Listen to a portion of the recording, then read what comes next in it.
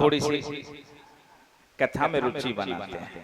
व्यवधान हो गया है, जोर से बोलो जय श्री कृष्णा। काफी देर से उद्घोषणाओं का क्रम चल रहा है, अब मन को कथा से जोड़ेंगे क्योंकि सबका सार तो कथा ही है। अच्छा, कथा का मतलब क्या है? पहले ये भी आज चूंकि प्रकरणवश चर्चा हो गई है। का कहते हैं नरक को, का कहते हैं कष्ट को, का कहते हैं शोक को, का कहते हैं मोह को, का नाम है संसार का। और संसार में यही मिलता है, शोक, मोह, लोभ, काम, क्रोध, पीड़ा, आपदा, विपत्ति, चिंता, ये सब संसार का भूषण है। ये सब संसार में मिलने वाली वस्तु हैं। और था कहते नाश को, जो संसार का नाश कर दे, जो चिंता का नाश कर दे, जो शोक का नाश कर दे, जो पीड़ा का नाश कर दे, जो विपत्ति का नाश कर दे, जो भगवान से मिला दे, जो आनंद की प्राप्ति करवा दे, जो सुखानुभूति करवा दे, जो रसानुभूति करवा दे, जो ईश्वर से जोड़ दे, संयोजन कर दे, ईश्वर से मिला दे, उस प्रवचन को, उस कीर्तन को, उस शास्त्र वचन को, उस गुरु वचन को कथा कहा जाता है। कथा कोई एक शास्त्र से जुड़ी हुई भावना नहीं है। जो प्रवचन, जो कीर्तन, जो भजन, जो उपदेश, जो गुरुवाणी, जो संतवाणी हमें ईश्वर से जोड़ देती है, संसार को भुला देती है, शोक मोह से दूर कर देती है, चित्त की चंचलता को मिटा देती है, ज्ञान का नाश कर देती है, वो सारी ज्ञान की धारा कथा कहलाती है। उसे कथा कहते हैं। बोलो ना जोर से, आगे ना बात समझ में? तो आइए भगवान की उस अमृतमयी कथा का रसपान करते हैं। भगवान शिव भोले के दर्शन करके कैलाश पर्वत पर चले गए। उसके बाद कंस ने तृणावर्त नाम के राक्षस को भेजा। तृणावर्त कहते हैं बहुड़ा, तृण माने तिनका, आवर्त माने गोल गोल घूम घूम के जो आता है। राक्षस आया, आंगन में खेलते हुए कन्हैया को उड़ा ले गया। भगवान ने अपना बोझ बढ़ाया, उसके कंधे पे बैठे, कंठ को दबाया और इतना वजन बढ़ा दिया कि वो एक पत्थर की शिला पे जाके गिरा और तृणावर्त का स्वाहा हो गया। जोर से बोलो जय श्री कृष्ण। ये तृणावर्त का मतलब क्या है? कौन है तृणावर्त? ये जो संसार की माया है, ये जो भंवर चल रहा है, जिस भंवर में हम फंसे हुए हैं, बेटे की चिंता, बेटी की चिंता, भाई की चिंता, शादी की चिंता, मकान की चिंता, दुकान की चिंता, व्यापार की चिंता, गाड़ी की चिंता, लाड़ी की चिंता, ये जो चिंताएं हैं, ये तृणावर्त है।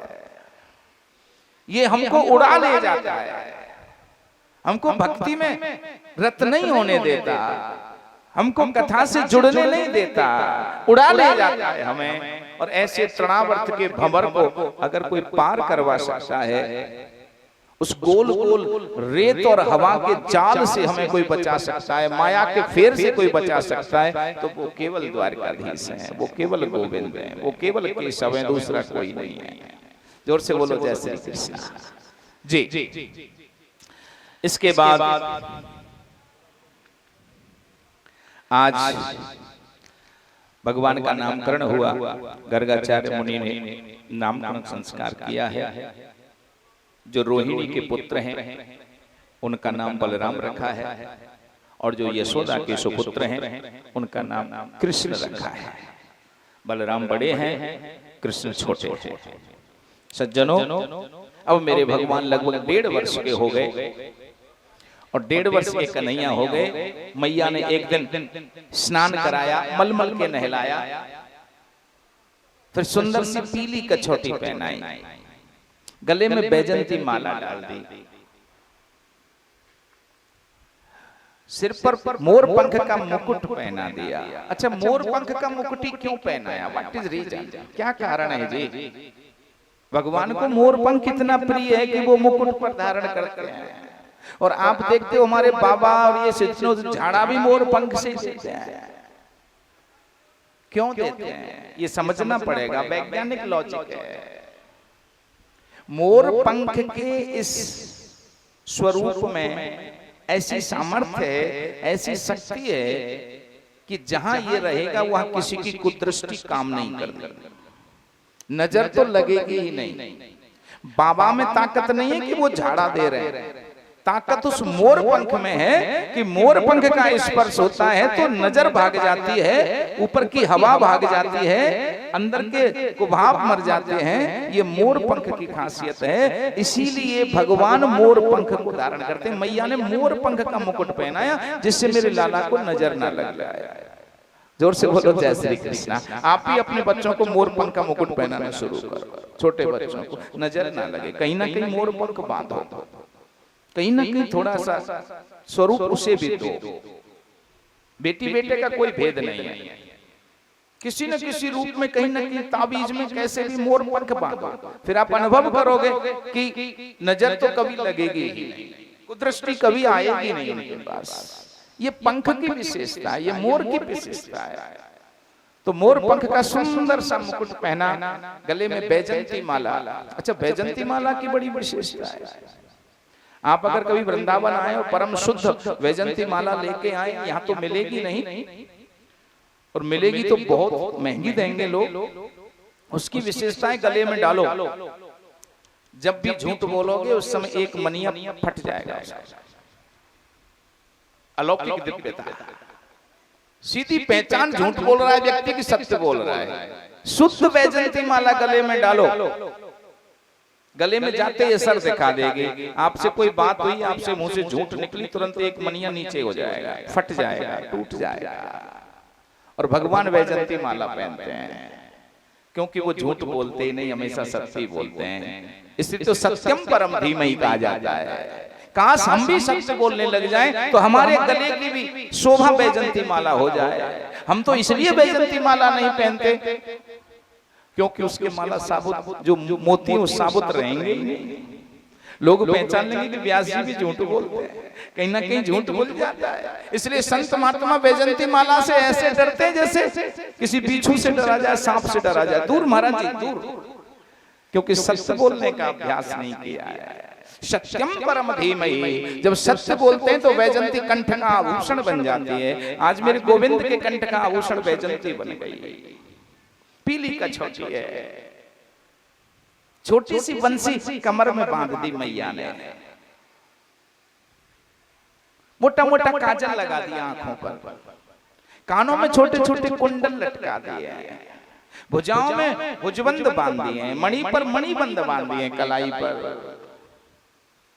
बड़ी सुंदर छवि है लाडली की। और मैया 1.5 वर्ष का बच्चा हुआ ना तो थोड़ा घुटमन ज्यादा चलता है।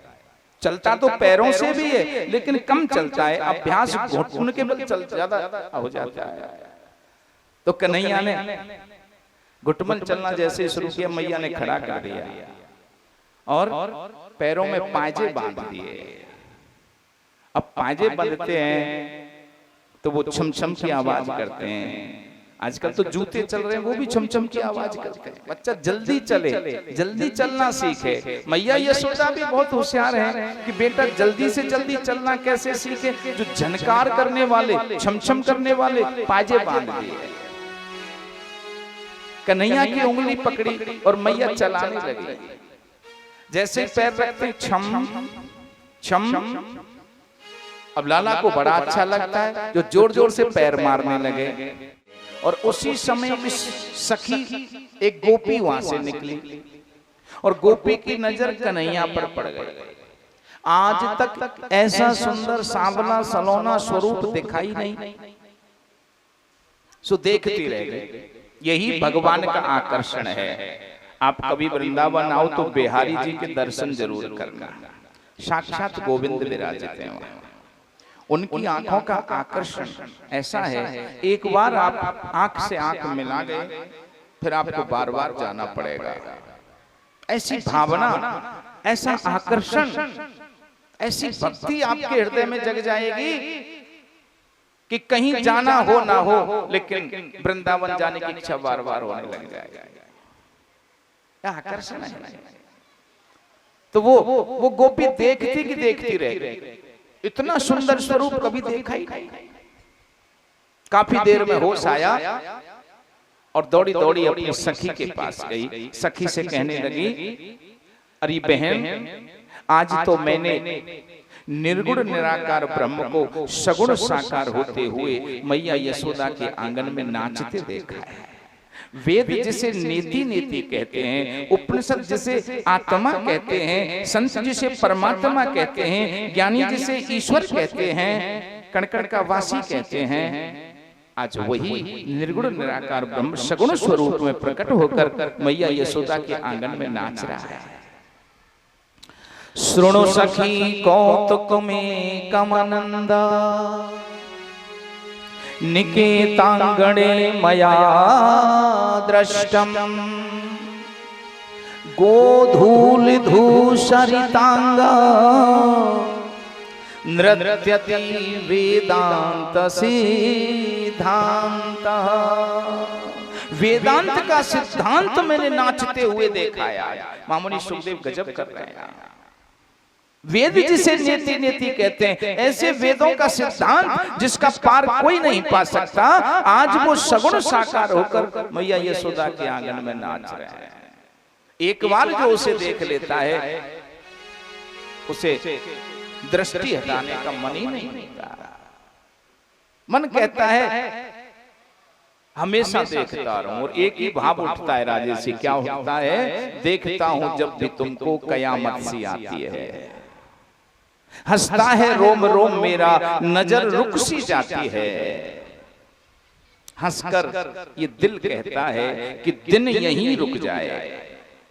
हंसकर ये दिल कहता है कि दिन यहीं रुक जाए, और देखता रहूं सारी जिंदगी यूं ही, कोई बीच में ना आए, कोई बीच में ना आए। केवल उसको देखता रहूं, ये संसार की माया बीच में ना आए। अब तो सब गोपियों का मन हो गया कि ऐसे निर्गुण निराकार ब्रह्म के दर्शन हम भी करें, जो सगुण साकार रूप में प्रकट हो गए हैं।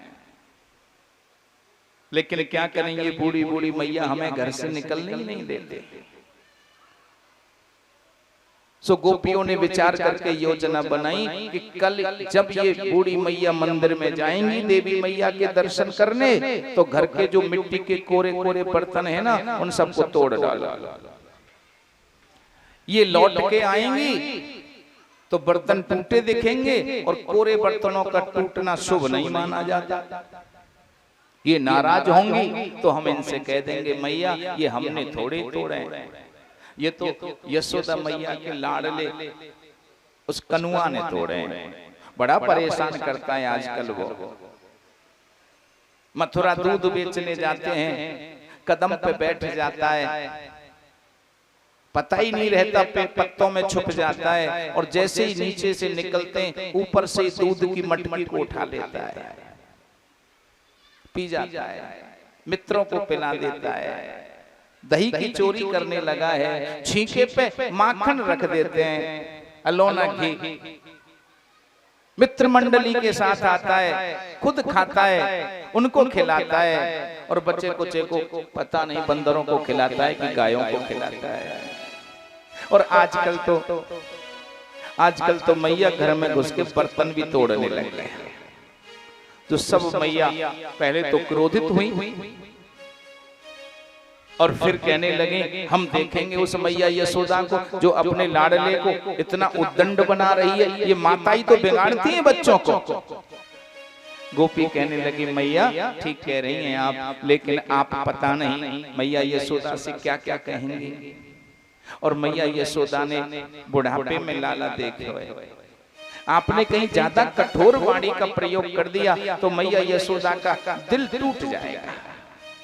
इसलिए अगर आप कह दें तो मैया यशोदा से हम उल्हाना दे आए, हम शिकायत कर आए कन्हैया की। बूढ़ी गोपियों ने कहा ठीक है आप ही चले जाए। सही कह रही हैं, कहीं गुस्से में आके हम ज्यादा कुछ बोल गए तो व्यवहार भी खत्म हो जाएगा, राम राम भी बंद हो जाएगी, और सबको अपना बच्चा अच्छा लगता है। जाओ तुम ही समझाओ। अब तो सब की सब गोपियां घर से निकली, गोपियों के झुंड यशोदा मैया के महल की तरफ चल रही है।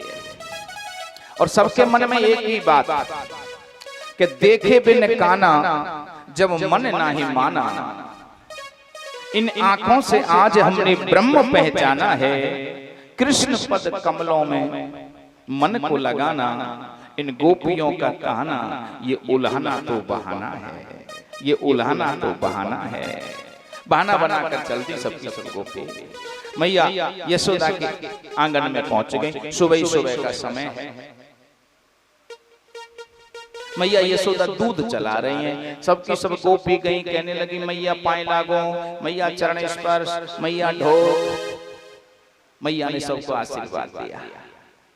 यशोदा बोली चौरी गोपियों, ये सुबह का समय है, घर में इतना सारा काम होता है और तुम घर में बूढ़ी बूढ़ी अपनी सासों को छोड़कर यहाँ मेरे घर चली आई। मेरे घर कौन सा कोई सांस्कृतिक कार्यक्रम हो रहा है, कोई सत्यनारायण की कथा हो रही है, सो तुम चली आई सुबह सुबह से।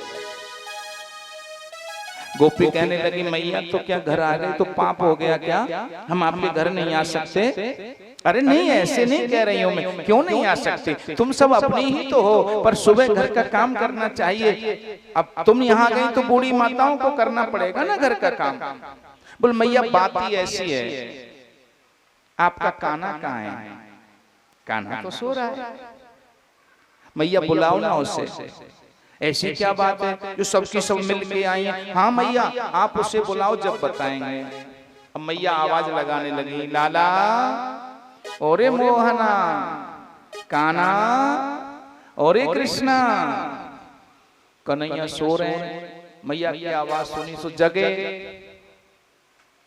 अब डॉक्टर आज भले ही मना करें कि आंखों में काजल नहीं लगाना चाहिए, लेकिन पहले तो हमारी माताएं शाम को सोने से पहले बच्चे की आंखों में मोटा मोटा काजल लगाती थी।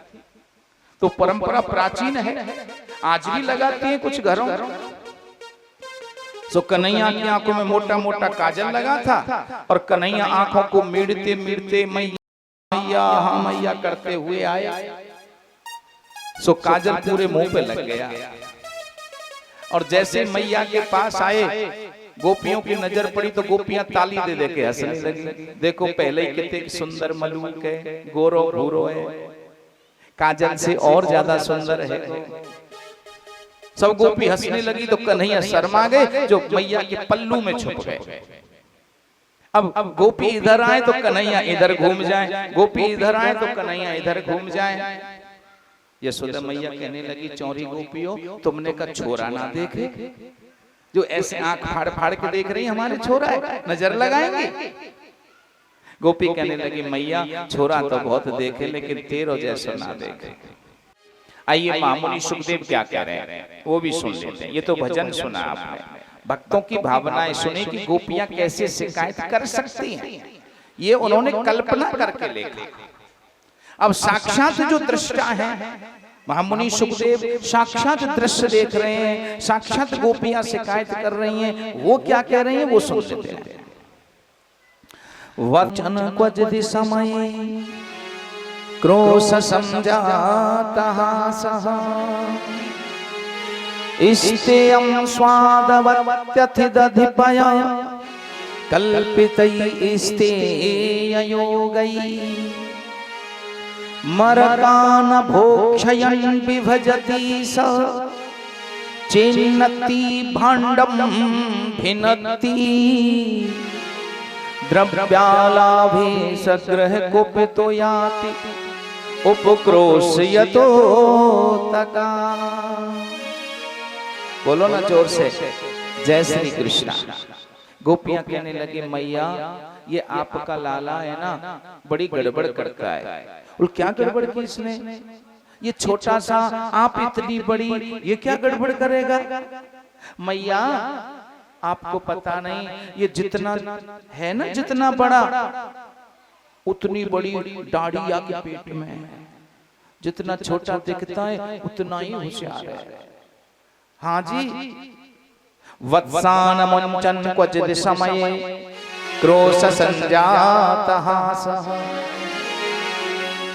मैया गाय का दूध निकालने का समय है 5 बजे, ये 4 बजे ही बाड़े में पहुंच जाता है और हम जाएं उससे पहले बछड़ों को खोल देता है, दूध बछड़ा पी जाते हैं और हमारे बच्चे बिना दूध के ही रह जाते हैं। मैया, और जब हम इस पे गुस्सा करें ना, क्रोध समझात हास, जब हम इस पे गुस्सा करते हैं तो ये हंस जाता है और इसकी हंसी में ऐसा जादू है कि इसके हंसते ही हमें भी हंसी आती है और गुस्सा भाग जाता है। यह मन तो बहुत करता है कि इससे कुछ कहें, इसको कुछ दंड दें, लेकिन इसकी हंसी में ऐसा जादू है कि इसको हंसता देखा और हमारा गुस्सा भागा। बोलो ना जोर से। यानी उल्हाना भी दे रही हैं और भगवान के प्रति हमारी भावना क्या है ये भी बता रही हैं। बहाना बना के गई है ना दर्शन जो करना है, इसलिए डायरेक्ट ऐसी बुराई नहीं कर सकती, सीधे सीधे ऐसा आरोप प्रत्यारोप नहीं कर सकते जिससे मैया क्रोधित हो और लाला को दंड दे ना। शिकायत भी की और अपने मन का भाव, यानी इसकी हंसी इतनी प्यारी है, इसकी मुस्कान इतनी प्यारी है कि सारा गुस्सा भाग जाता है, फिर हम भी इस जैसे हंसने लग जाते हैं। ये भगवान की विशेषता है। कितना ही गुस्सा आ रहा हो, मंदिर में चले जाओ, भगवान के सामने बैठ जाओ, उसकी मुस्कान भरी सूरत के दर्शन करो, गारंटी है आपका गुस्सा दौड़ जाएगा, भाग जाएगा, वहां गुस्से का, क्रोध का कोई प्रभाव नहीं रहेगा। बोलो ना जोर से। तो आज से नियम बना लो, जब भी बहुत ज्यादा दिमाग खराब हो, जब भी क्रोध आए, जब भी मन विचलित हो, लड़ने का मन करे, किसी से कुछ कहने का मन करे, उस समय उस स्थान को छोड़ो और सीधे भगवान के मंदिर में जाओ, आसन लगा के बैठ जाओ, बस उसकी सूरत देखने लग जाओ।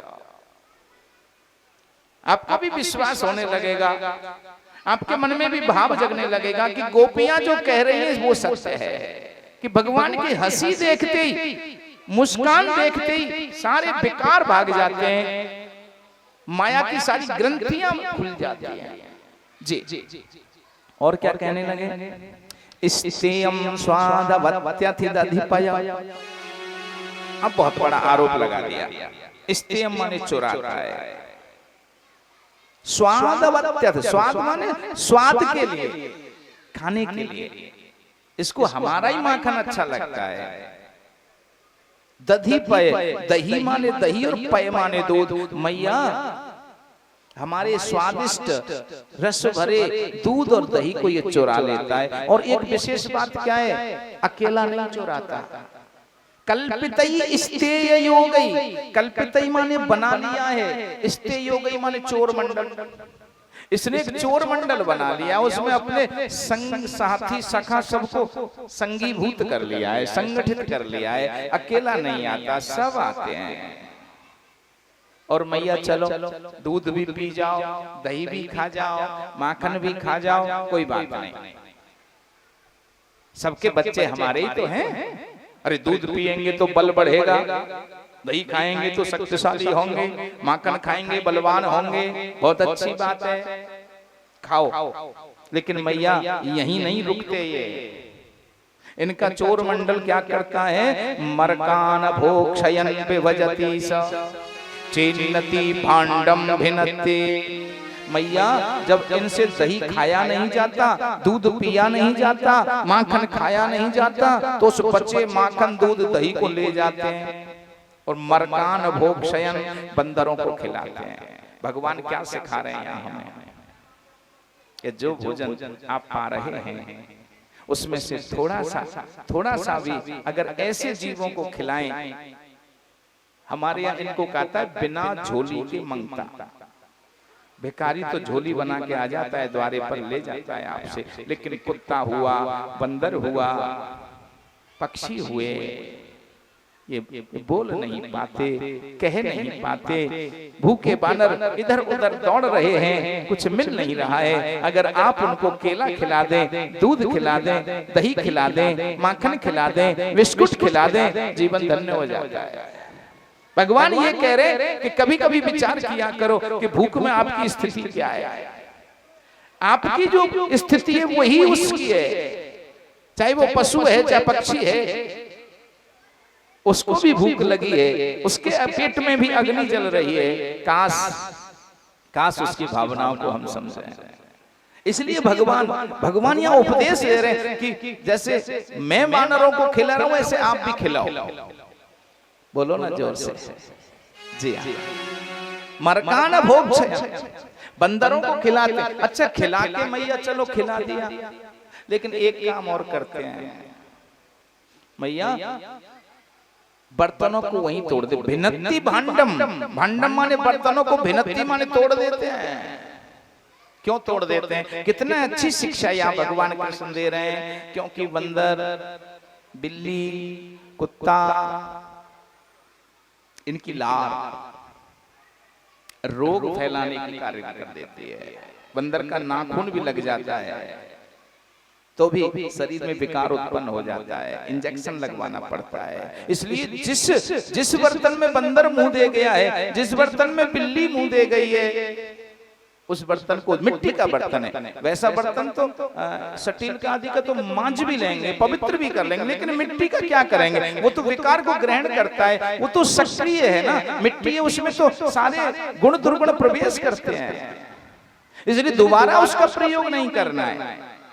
यानी एक तरफ भगवान शिक्षा दे रहे हैं और दूसरी तरफ गोपियों के प्रति अपना प्रेम प्रदर्शित कर रहे हैं, और उसी भाव को गोपी फिर उल्टा मैया को सुना रही है। कैसी सुंदर लीला है। काश इस रहस्य तक हम पहुंचे।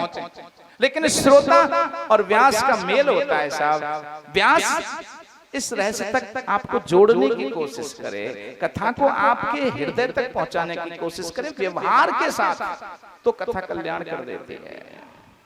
थोड़ी सी कोशिश कर रहे हैं हम जैसे अल्पज्ञानी, कहाँ समझा सकते हैं ऐसी परमहंसों की संहिता को। हम तो प्रयत्न कर रहे हैं, गुरु कृपा का जो थोड़ा सा प्रसाद मिला है वो आप तक पहुंचाने की कोशिश कर रहे हैं। बोलो ना जोर से। जी। द्रव्यालावेश ग्रह कुपितो याति उपक्रोशयतो का। मैया इतना करने के बाद भी इसे संतुष्टि नहीं मिलती, अपने चोर मंडल को घर लाता है और ऐसी ऐसी क्रिया करता है, हम क्या बताएं। एक दिन तो मैं सो रही थी, गोपी बोली, और मैया ये चुपके से आया और मेरी चोटी को पलंग के पाए से बांध दिया, सोती को बांध दिया। मैं जब खड़ी हुई ना, एक साथ खड़ी हुई तो चोटी खींची, दोबारा झोंकी त्यों गिर पड़ी, सिर में लग गई मां। ऐसी ऐसी उद्दंडता करता है, उपक्रोशतो कान। और इसको जब रोकने की कोशिश करते हैं, समझाने की, डांटने की कोशिश करते हैं, तो कभी कभी तो झूठे आंसू बना के रोने भी लग जाता है। बड़ा पाखंड करता है। यशोदा मैया को गुस्सा आया, क्यों रे, तेरे घर में दूध दही की कमी है क्या कोई? ना मैया, सचमुच मैया ये झूठ बोल रही हैं, ऐसा नहीं है। तो कैसा है मैया? इनकी नीयत खराब हो गई है।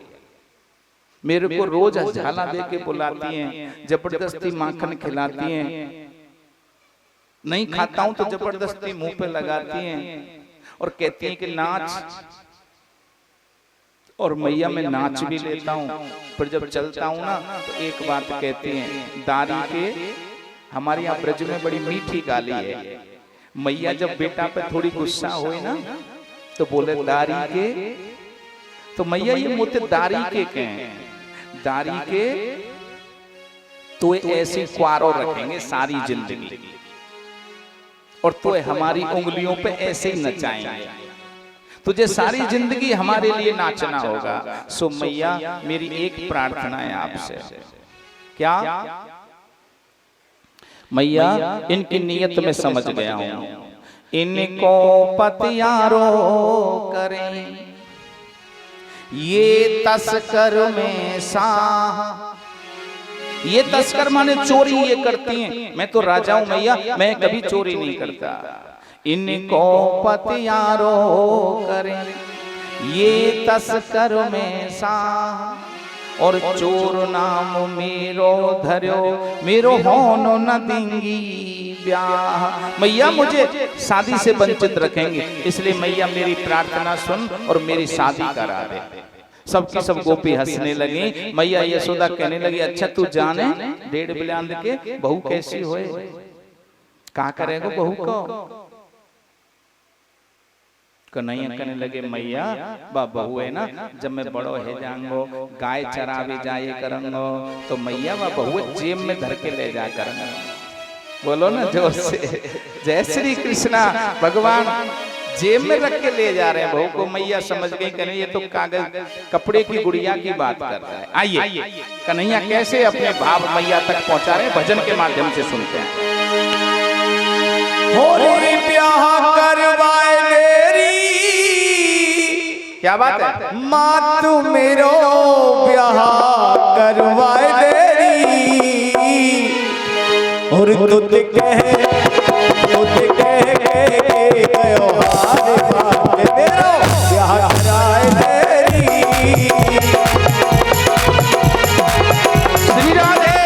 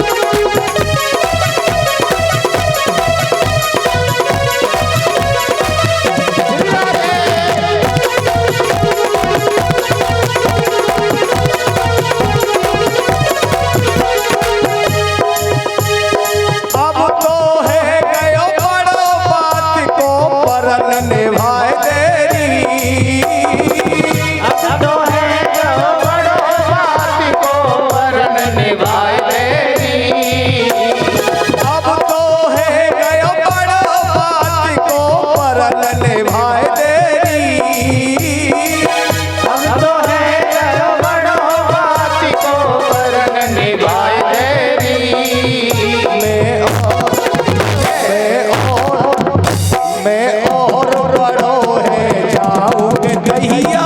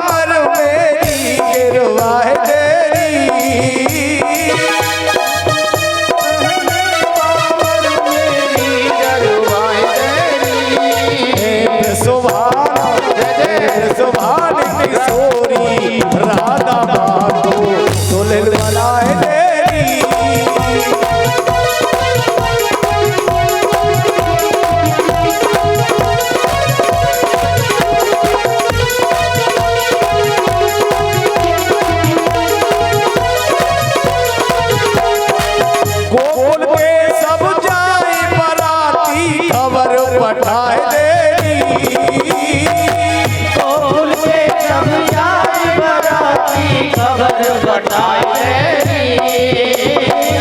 गोकुल के सब जाए बराती खबर पठाए तेरी।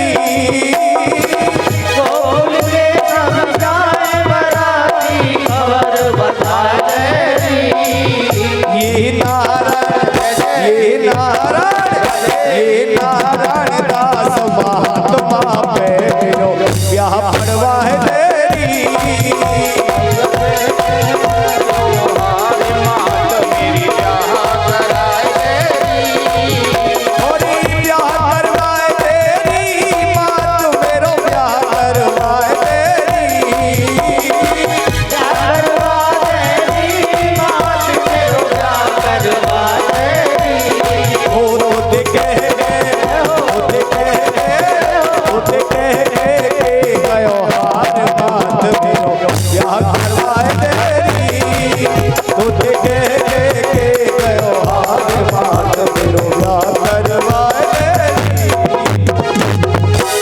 बांके बिहारी लाल की जय हो। मतलब भगवान सांवले सलोने हैं तो कहने लगे मैया इस सांवले रंग पे पीली पीली हल्दी लगवा दे। यानी सांवले रंग पे पीला रंग फबता है, इसलिए तो पीली कचौटी पहनते हैं। एक दूसरा रहस्य और है इसका, बड़ा मार्मिक रहस्य है।